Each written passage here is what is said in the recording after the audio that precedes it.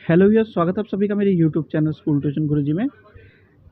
हम कर रहे थे बच्चों चैप्टर आपका चैप्टर 3 कोल एंड पेट्रोलियम या अध्याय 3 कोयला और पेट्रोलियम।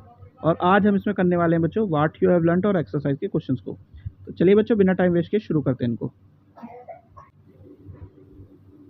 तो सबसे पहले देख लेते हैं बच्चों व्हाट यू हैव लर्नड यानी आपने क्या सीखा। तो इसमें सबसे पहली चीज़ क्या आती है बच्चों समझ में हमें कि कोल पेट्रोलियम और प्राकृतिक गैस यानी नेचुरल गैस क्या है, जीवाश्म ईंधन है। और फॉसल फ्यूल जो है वो कब कैसे बने हैं, जो लाखों वर्ष पहले जो जीवित जीव थे उनके मृत अवशेषों से प्राप्त हुए हमें, यानी कि dead remains of living organisms which are died millions of year ago. अब फॉसल फ्यूल या जीवाश्म ईंधन कैसा है, समाप्त होने वाला या एग्जॉस्टेबल रिसोर्स है। अब कोलतार कोल गैस यानी कोलतार और कोयला गैस क्या है, कोयले के उत्पाद हैं बच्चों। अब आगे क्या देखने को मिलता है बच्चों, petroleum gas petrol, diesel, kerosene, paraffin, wax, lubricating oil हमें जब हम पेट्रोलियम को रिफाइन करते हैं तब हमें प्राप्त होते हैं।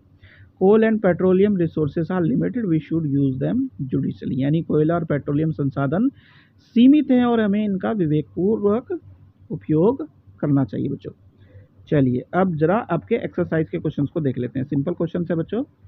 सबसे पहला क्वेश्चन है बच्चों आपका क्या कि what are the advantages of using CNG and LPG as fuel, यानी सीएनजी और एलपीजी को ईंधन के रूप में उपयोग करने का क्या फ़ायदा। तो बेसिक से फ़ायदा है क्या कि ये स्मोकलेस फ्लेम और से जलते हैं और पोल्यूशन कॉज नहीं करते, यानी धुआं रहित होते हैं और प्रदूषण नहीं करते हैं।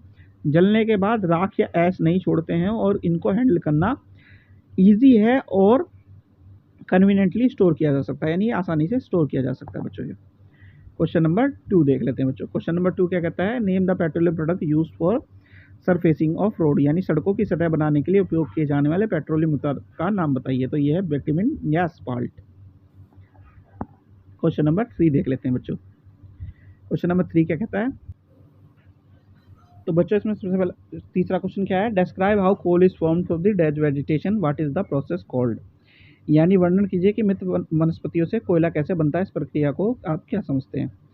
तो इसमें होता क्या बच्चों, लाखों वर्ष पहले जो बाढ़ आई, भूकंप आया, उसमें प्राकृतिक प्रक्रिया के कारण पेड़ पौधे या फॉरेस्ट जो थे, जितने भी थे जंगल, वो क्या हुआ, रेत मिट्टी और चट्टानों के नीचे दब गए, जो कि धीरे धीरे क्या हो गया, उसके ऊपर एक के बाद एक परत चढ़ती गई और उच्च तापमान यानी हाई प्रेशर और गर्मी यानी हीट के कारण ऐसी कंडीशन बनी कि ये क्या हो गए, एनारोबिक कंडीशन होने के कारण carbon enrich organic matter of wood into coal, यानी कि जो वुड थी वो कोल में परिवर्तित होनी शुरू हो गई बच्चों।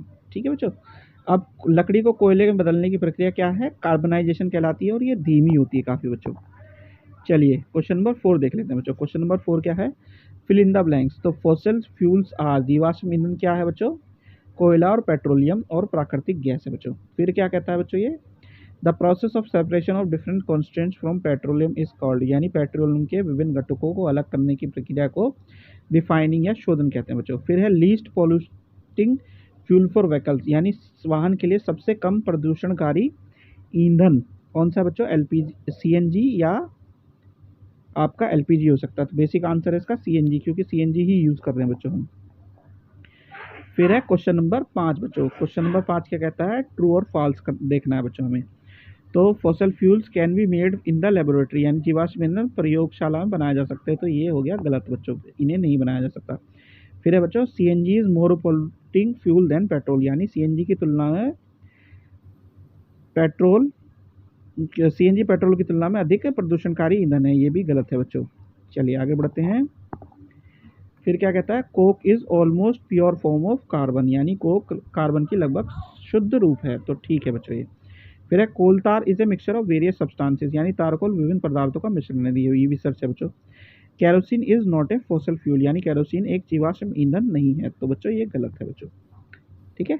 चलिए अगला क्वेश्चन देखते हैं। क्वेश्चन नंबर 6 क्या कहता है, explain why fossil fuels are exhaustible natural resources. तो जीवाश्म ईंधन क्या है बच्चों, या जो आपका फॉसल फ्यूल है वो क्या है, एक लिमिटेड अमाउंट में है और लाखों साल पहले बना हुआ है, और वो की जो कि वापस से रिप्लेनिश्ड या फिर उसे वापस पूर्ति नहीं की जा सकती। तो इसलिए क्या है, ये एग्जॉस्टेबल या खत्म होने वाला प्राकृतिक संसाधन है बच्चों।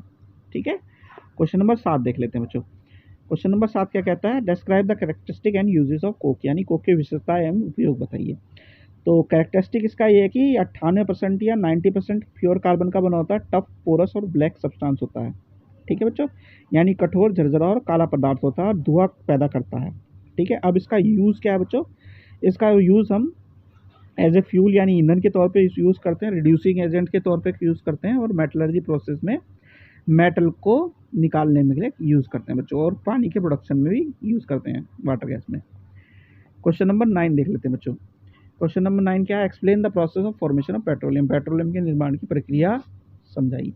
तो पेट्रोलियम के निर्माण की प्रक्रिया भी वही है बच्चों, होता क्या है कि क्या एक्वेटिक एनिमल्स जो थे, प्लांट्स और एनिमल, सी बेड में कहीं दब गए किसी कारण से, और उसके ऊपर एक लेयर, फिर दूसरी लेयर, तीसरी लेयर, इस तरह जमती गई थाउजेंड्स ऑफ साल, यानी लाखों जब साल हुए, तो वो जो सी है, सी बेड है, यानी तल है जो है किसी का, समुद्र तल पे, वो क्या हो गए, कन्वर्ट होने शुरू हो गए एनारोबिक कंडीशन की वजह से, माइक्रोब ने डिकम्पोज किया, और वो ऑर्गेनिक मैटर में हाई प्रेशर और हीट के कारण जो कन्वर्सन शुरू हुआ, उन कन्वर्सन से पेट्रोल बनना शुरू हो गया।